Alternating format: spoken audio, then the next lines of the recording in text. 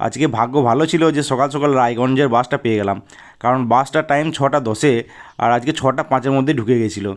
তো বাইরে থেকে তো দেখে বাসটা ফাঁকাই মনে হচ্ছিলো, কিন্তু বাসে যখন ঢুকলাম তখন দেখছি দাঁড়ানোর জায়গা অবধি নেই। তো মেঝেতে সব একদম ব্যাগপত্র নিয়ে বসে আছে, আর সব ঈদে বাড়ি ফিরছে। তো ম্যাক্সিমাম সব মুর্শিদাবাদ আর মালদাড়ি প্যাসেঞ্জার ছিল, তো বহু কষ্ট করে দাঁড়িয়ে দাঁড়িয়ে আসতে হলো আর কি। কিন্তু একটা যেটা সমস্যা হলো সেটা হচ্ছে, হ্যাঁ, বাসটা পাওয়ার হাউসে আজকে ঢুকবে না বললো, ওই বাইপাস হয়ে বেরিয়ে যাবে। তো পাওয়ার হাউসের প্যাসেঞ্জারগুলোকে সব বাইপাসেই নামালো।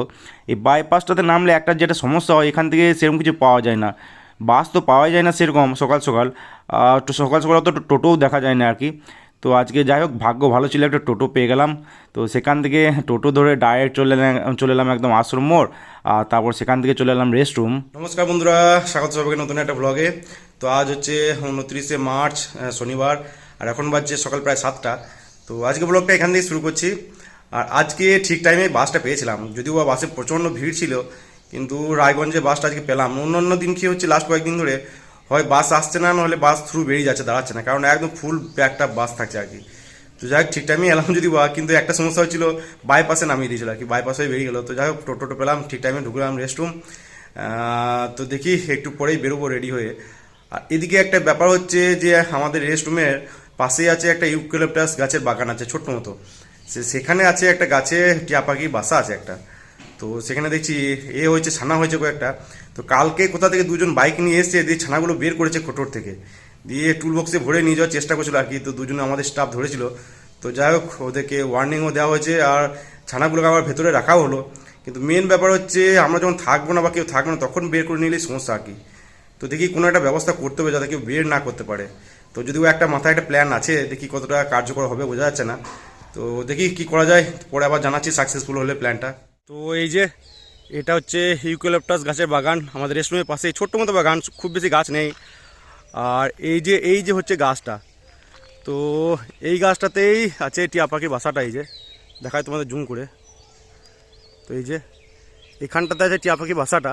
তো ওই বাসাটার খোটোটা ছোট্ট ছিল, যারা পাখি ধরতে এসেছিলো তারা দেখছি জিনিসপত্র নিয়ে বেশ ভালোই বড় বানিয়ে দিয়েছে মুখটা, যাতে হাত ভরতে সুবিধা হয় বা কিছু বের করতে সুবিধা হয় আর কি। তো যাই হোক এবার প্ল্যানটা তোমাদের বলি। তো এই তো হচ্ছে গাছ, আর এই দিকে হচ্ছে গ্রিজ। তো প্ল্যানটা হচ্ছে এই গ্রিজটা দেখি এই গাছটাতে ভালো করে লেপে দেবো, তো যাতে কেউ এখানে চাপতে না পারে বা উঠতে না পারে আর কি। আর চাপার চেষ্টা করলেও যেন গ্রিজ তেলকালি লাগে আর কি জামাতে। তো দেখি ব্যবস্থা করি, তারপরে তোমাদের দেখাচ্ছি।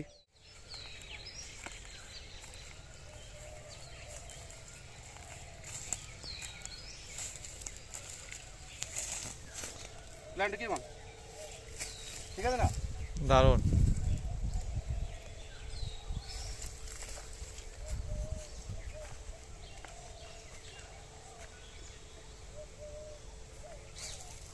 তো এই যে কাজ মোটামুটি কমপ্লিট।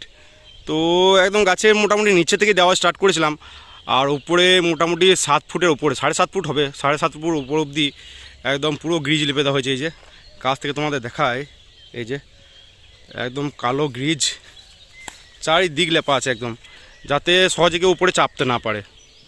তো কাজটা ঠিক করলাম ঠিকই, কিন্তু কতটা কার্যকর হবে বোঝা যাচ্ছে না। যদি বা কেউ যদি এমনি আসে, শুধু আসে গাছে চেপে পারবো বলে, তাহলে কিন্তু চাপাটা অতটা সহজ হবে না।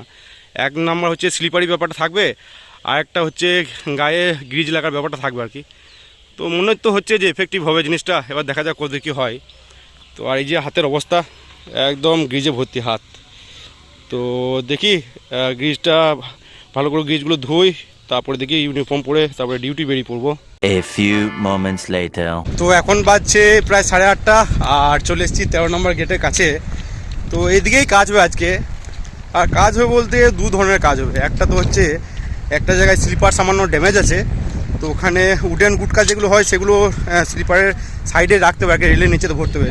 তো এরকম দুটো আছে, তো সেটা আগে সবার আগে এগিয়ে করবো, দেখি কাজটা একটু এগিয়ে রাখবো, সেটা করে তারপর টিফিন করবো।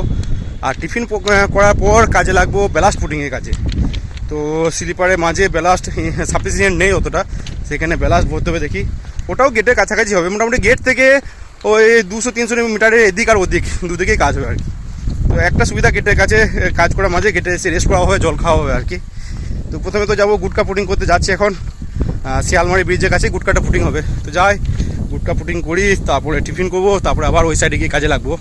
এই যে সামনেই আছে শিয়ালমারি ব্রিজ, আর ব্রিজের মাঝেই গুটকা লাগবে একটা জায়গায়, দুটো জায়গায় লাগবে মেনলি।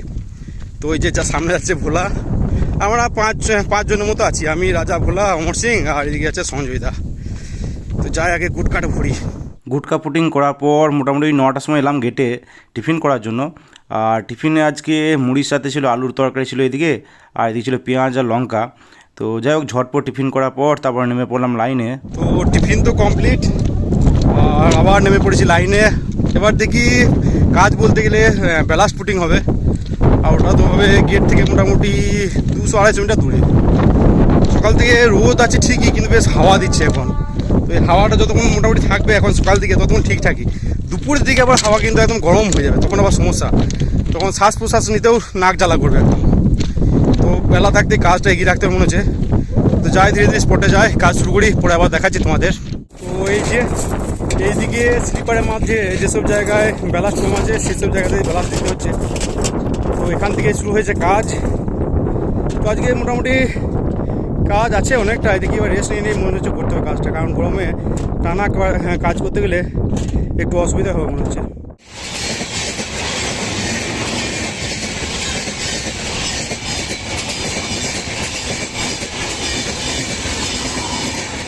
আর কাজ মোটামুটি অনেকটা এগালো, দেখি এবার রেস্ট করবো কিছুক্ষণ। তো গরম লাগছে প্রচণ্ড, আর রেস্ট করার জায়গা বলতে আশেপাশে গাছ সেরকম নেই, একদম ফাঁকা আশপাশ, কোনো গাছ নেই।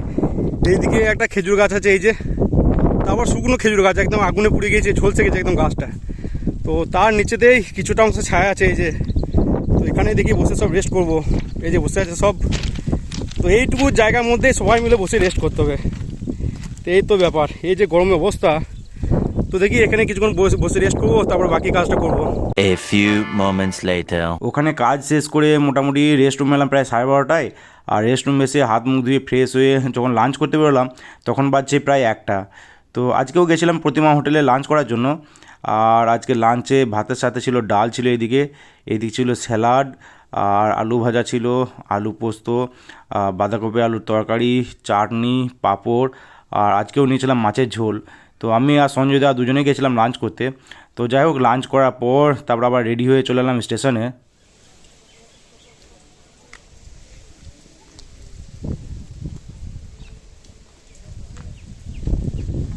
অনুগ্রহ করে শুনবেন 22322 সিউড়ি হাওড়া কোন সুপারফাস্ট কিছুক্ষণ পরে 1 নম্বর প্ল্যাটফর্মে আসছে। कृपया ध्यान दीजिए 22322 সিউড়ি হাওড়া কোন superfast platform number 1 May I have your attention please? 22322 Suri Howrah কোন superfast is arriving shortly on platform number 1. 2,000 years later. Duty থেকে বাড়ি ফিরে সবার আগে জামা কাপড়গুলো ভিজিয়ে দিলাম। তো দেখি সন্ধ্যার আগে কেচে নেবো ভাবছি। তো এদিকে ইউনিফর্মগুলো ভেজানো আছে এদিকে, আর এদিকে আছে নর্মাল ড্রেসগুলো ভেজানো। তো নর্মাল ড্রেস বলতে আজকে সবই ব্ল্যাক, প্যান্ট গেঞ্জি স্যান্ডো গেঞ্জি সবই ব্ল্যাক আছে আজকে। আর এইদিকে আছে প্যান্টটা আলাদাভাবে ভিজিয়েছি, কারণ এটাতে সকালবেলায় গাছে গ্রিজ লাগানোর সময় কিছুটা গ্রিজ লেগেছিলো প্যান্টে। তো বাড়ি ফিরে কেরোসিন তেল দিয়ে সেটাই পরিষ্কার করেছিলাম। তো আলাদাভাবে ভেজালাম, কারণ অন্যান্য জামা কাপড়গুলো গন্ধ হয়ে যাবে আর কি। তো যাই হোক ভেজানোর পর চলে এলাম উপরে। তো ফাইনালি শনিবার। তো মনে হয় এই একটা দিনের দিকে তাকিয়ে এই 6টা দিন ডিউটি করা হয় আর কি। যদিও বা রেস্ট হয় রবিবার, কিন্তু রেস্টের দিন খুব তাড়াতাড়ি পেরিয়ে যায়। তো বিশেষ করে রেস্টের আগের দিনটা বেশ ভালো কাটে, সন্ধ্যাটা বা রাতটা বলো। তো এমনিতে পর্বের ক্ষেত্রেও তাই হয়, ঈদ বলো বা পুজো। ঈদে যেমন রোজা কমতে কমতে কমতে কমতে ঈদ আসছে করে ঈদের দিনটা যখন আসে, তো খুব তাড়াতাড়ি ঈদের দিনটা পেরিয়ে যায়। তো পুজোর সময় সেরকম পুজো আসছে দিয়ে আনন্দ, পুজো যখন আসে খুব তাড়াতাড়ি পুজোটা কেটে যায় আর কি। তো সেরকম যারা চাকরিজীবী মানুষ তাদের ক্ষেত্রেও তাই, রেস্টের আগের দিনটা। তো রেস্টের দিনটা খুব তাড়াতাড়ি পেরিয়ে যায়, রেস্টের আগের দিনটাই বেশ মজা আর কি। তো যাই হোক ডিউটি থেকে ফিরে এসে রেস্টই করছিলাম ওই জামা কাপড়গুলো ভিজিয়ে দিয়ে। তো জাস্ট একটু আগে উঠে জামা কাপড়গুলো কাচলাম, তারপরে জাস্ট স্নান করলাম। আর জামা কাপড়গুলো কাচা বলতে ইউনিফর্মটা তো ভিজানো আছে, কালকে সকালে কাচবো। আর যে প্যান্টটাতে গ্রিজ লেগেছিলো সেটাও ভেজানো আছে, সেটাও কালকে সকালে কাচবো। দেখি সাবান দিয়ে তুলতে হবে গ্রিজের জায়গাটা। আর এদিকে পাখিটার ব্যবস্থা কি হলো জানা গেল না। আর এই গাছে গ্রিজ তো লেপে দেওয়া হয়েছে, তো ওখানে সবাইকে নজর রাখতে বলা হয়েছে আর কি। স্টাফ বলো বা ওখানে টোটো যারা টোটো যারা ওখানে দাঁড় করিয়ে রাখে টোটো, তারাও নজরে রাখছে। তো মনে হয় এর আগেও 2-1 কোটোর থেকে মনে হয় কেউ ছানা বের করে নিয়ে গিয়েছে যা শুনলাম। তো সেগুলো দেখি কি ব্যবস্থা করা যায়, খুঁজে পাওয়া যায় কিনা সেগুলো। আশেপাশের লোকজনই নিয়ে যাওয়া, নাহলে বাইরের লোকে এত সাহস হবে না আর কি। তো যাই হোক, এদিকে প্রচণ্ড গরম, আজকেও প্রচণ্ড গরম ছিল, ডিউটি ভালোই ছিল আজকে, চাপ। যাই হোক, আজকে আগুন লাগেনি, নইলে আবার বালতি নিয়ে ছুটতে হতো আগুন নেভাতে। তো যা স্নান করে বেরোলাম, আমার এদিকে ঘেমে অস্থির এই যে প্রচণ্ড ঘাম হচ্ছে। তো যাই নিচেতে যাই, খাওয়া দাওয়া করি। তো কালকে তো রেস্ট, দেখি কিরকম কাটে। কালকে রেস্ট আছে, তারপরের দিন পরব, তারপরের দিন ছুটি নেবো। তো 3-4 দিন মনে হচ্ছে বাড়িতেই কাটবে। তো যাই খাওয়া দাওয়া করি, পরে আবার কথা হচ্ছে তোমাদের সাথে। নিচেতে গেলাম রান্নাঘরে, আর রান্নাঘরে গিয়ে নিলাম মুড়ি। তো মুড়ির সাথে ছিল ছোলা ভোনা ছিল, আর এদিকে পেঁয়াজ কুচি শসা কুচিও ছিল সাথে, আর এদিকে ছিল একটা চপ। তো মুড়ি টুড়ি খাওয়ার পর উপরে এসে শুয়েছিলাম, রেস্ট করছিলাম। তো কালকে তো রেস্ট আছে, তো সেরকম কোনো চাপও ছিল না আজকে। তো যাই হোক, উঠলাম মোটামুটি একদম 9:30টার সময় ডিনার করার জন্য। আর আজকে ডিনারে ভাতের সাথে ছিল কাঁচা পেঁয়াজ দিয়ে আলু সানা ছিল এইদিকে, আর এদিকে ছিল পালং শাক পেঁয়াজ দিয়ে সানা, আর ছিল ডাল ছিল এদিকে, আর এদিকে ছিল চিকেন আলু ঝোল পাতলা করে একটা। তো এই ছিল আজকে ডিনার। তো ডিনার করার পর উপরে সেই শুয়েছিলাম, শুয়ে ভিডিওগুলো এডিট করছিলাম। তো ঘুমও পাচ্ছিল প্রচণ্ড, তো এডিটিং করতে করতেই ঘুমিয়ে পড়েছিলাম।